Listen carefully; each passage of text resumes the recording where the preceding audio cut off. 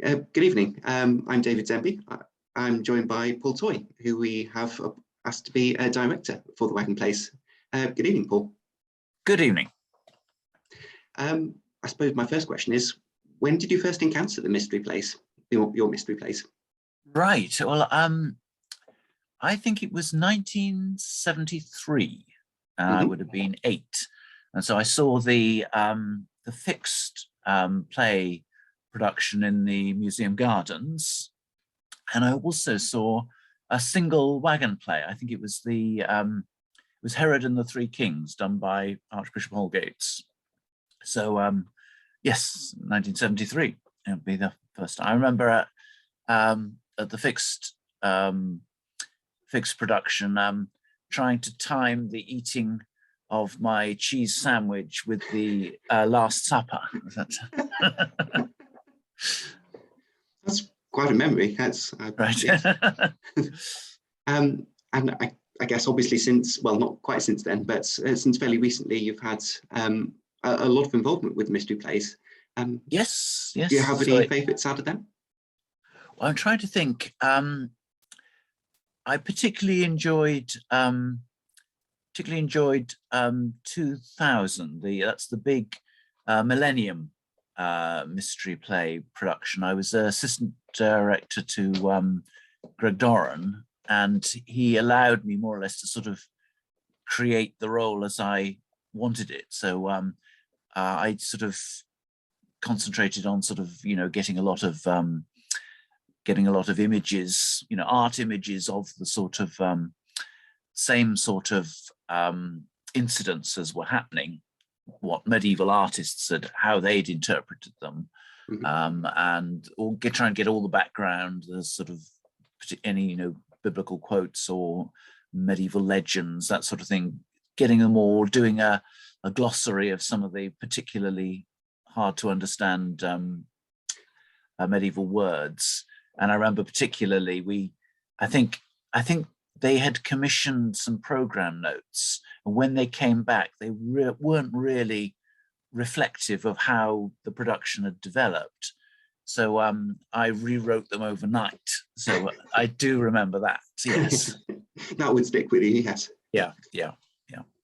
So the the 2000 ones, the Millennium ones, were all in medieval language. Well, they were medieval. Yes. Well, they were medieval language, but using modern pronunciation, as it were. So, there were, you had to sort of, modify a few things just to get some of the rhymes at the ends of the line of verse. And there was a sort of interesting, the author Mike used, often would use sort of Yorkshire dialect ones in a sort of exchanging some of the more very hard to understand medieval ones. So there's an interesting sort of dialogue between modern dialect and medieval going on there. Yes. We'll come back to talk about the flood, but one of my favourite characters, of course, is the very Yorkshire Noah and his wife. Yes. Broad Yorkshire throughout. What most excites you working with us? Well, what particularly I think is with the York Mystery Plays Supporters Trust, you've got a lot of people who've got a lot of experience, a sort of long connection with the mystery plays, a wish to sort of continue and develop the tradition, wanting to support it in all its sort of manifestations, whether it's Wagon, fixed stage, small scale, or whatever, and bringing a lot of, as I say, various experiences and knowledge to it. So I think we've got a sort of pool to draw on that's got a lot of sort of I feel a real engagement with the material right from the start. So I've been good to sort of draw on that experience as well, because that's in the sort of directing process. It's not going to be just me coming down with 2 tablets of 10 commandments about how we do things. There's going to be some exchange, and I think the quality of that exchange is going to be at a high level. Okay, excellent, excellent. Are you able to tell us a bit about your plans for the production? Well, as I've sort of hinted, they're not set in stone. They're not going to be structured. This is not necessarily it's good. Terrible word, but an organic process is what I hope. But I am starting with ideas. I'm interested at the idea of how we perceive water as a threat. Now we've got obviously, I don't want to sort of overemphasize modern parallels with climate change, but we are very conscious of the threat of the weather, sort of tsunamis, and we're also quite conscious of the idea of a boat as a sort of safety net. We think of all the Royal National Lifeboat incidents in the Channel. I think they are in the sort of the background and the forefront of our mind in a way that I think is particularly maybe increasingly marked. So I'd like to sort of draw on what we feel with that.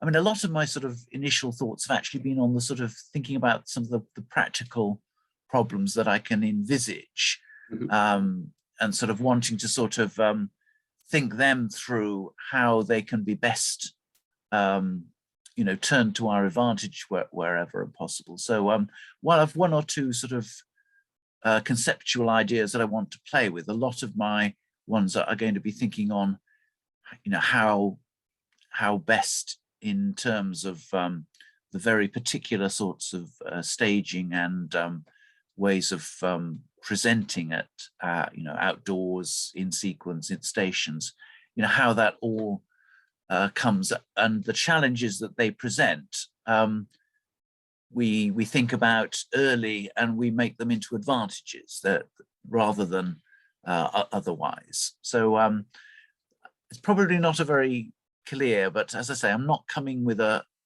absolute blueprint, but a number of ideas that I'd like to develop, and they can go different ways, and I hope I'm preparing for that. Yes, talking of contingencies, I presume it's not going to rain in June, but it's probably the only wagon that will probably welcome rain. Yeah, well, I've been in outdoors where it has rained, and the sort of the stoicism of audiences is always surprising.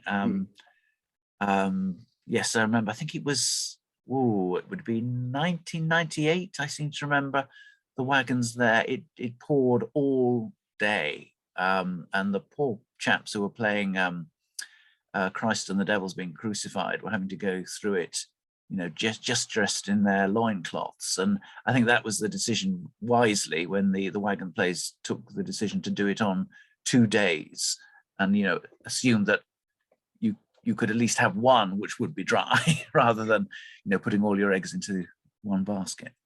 Yes. Okay. Turning to auditions, will you be holding open auditions?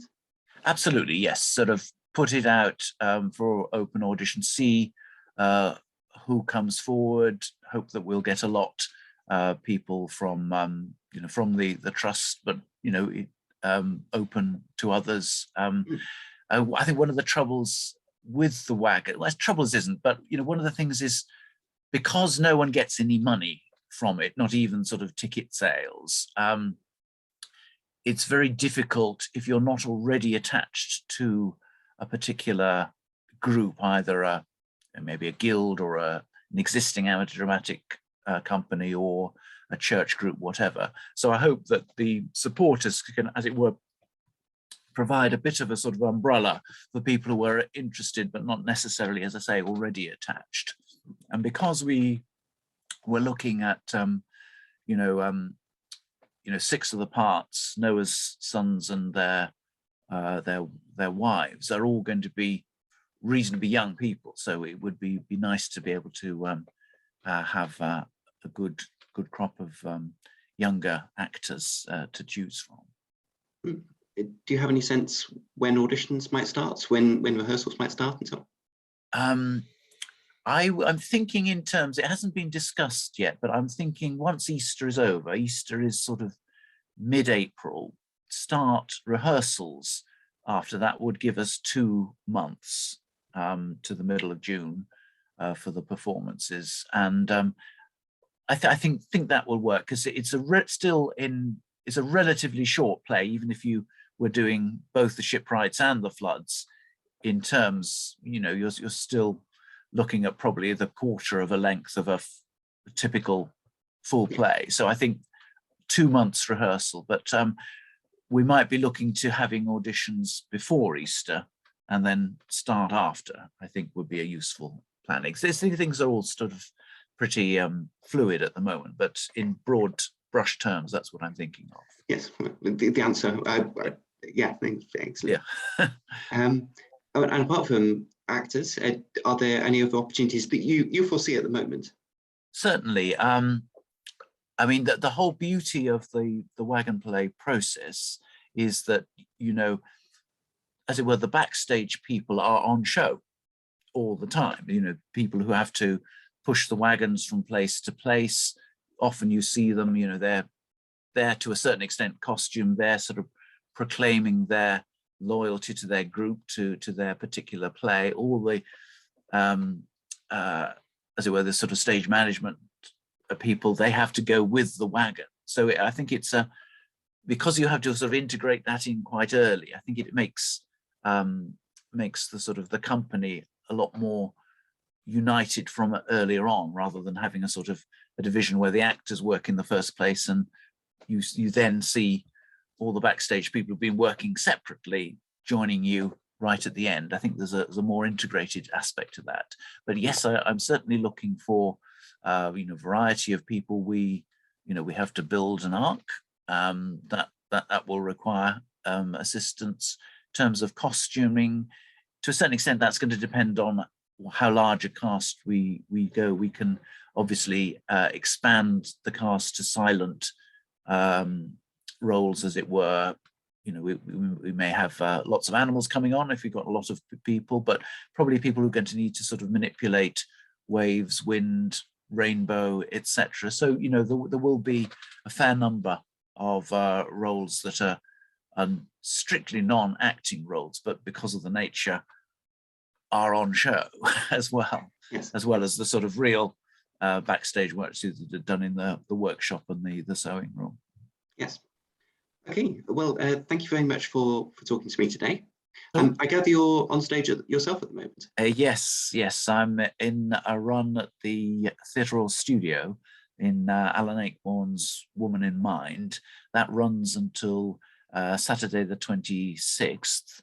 I'm playing the Reverend Gerald Gannett, so an unsympathetic clergyman, not for the first time, but we'll leave my typecasting out of that. But and as far as I know, the Saturday matinee sold out, but there are tickets still available for remaining performances, although they're gradually decreasing. So if you do want to come, I'd book quickly. Yes. Okay. Thank you very much. Not at all.